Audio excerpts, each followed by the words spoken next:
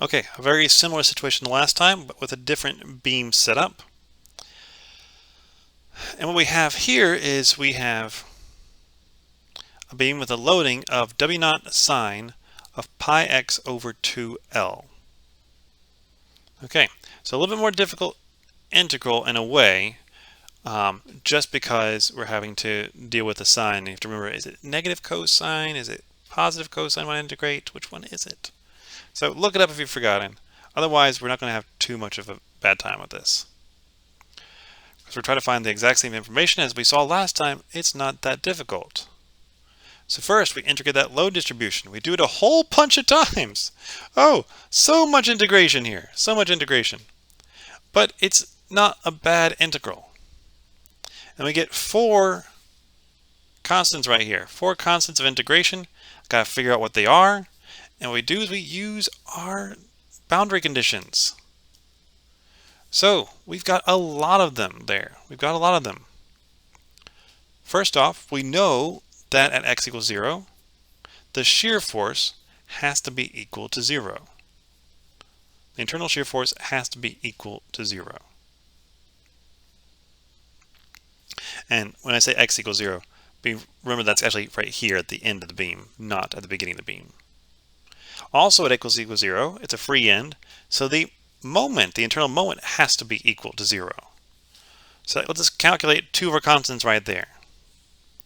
And you might be seeing a fairly similar trend here, where usually they start with the higher derivatives because they have less constants and work their way down to solve. So that by the time you get to the deflection equation to solve for C4, you've already solved for all the rest of the constants. So don't forget that.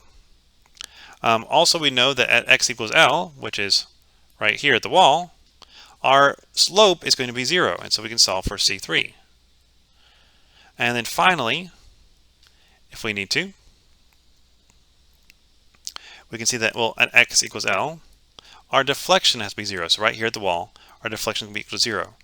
Let's just figure out C4. So just start at the higher derivatives, like the shear force or the load, or the shear force or less, and then work your way down from there so you can calculate one constant at a time. And usually you have enough based on the problem that's given you. Okay, so now we have our equations. We just need to plug in numbers. So first off, our elastic curve equation looks crazy, but it wasn't crazy how we got it. It's just when you're having to plug everything in and simplify things, that's when you're going to wonder how in the world did you get this. But you did it. It wasn't too bad. It was just a little bit of algebra. If we want to find the deflection at the left end of the beam, well, we put in x is equal to 0, because that's where we defined x as. And we can plug everything in. We can simplify because this is all just a number right here. And what we get is going to be negative 0.04795 times all of this.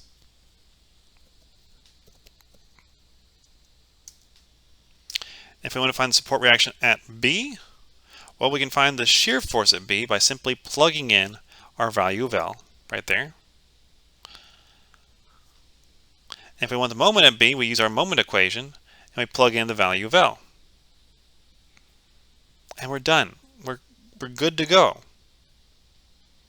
Once you have those equations, it's really easy to solve for everything else. It's only the process of getting those equations that can be fairly difficult. So, thank you all. Thank you so very much for listening. I hope this helps you, and I'll see you all next time. Have a wonderful day. Bye-bye.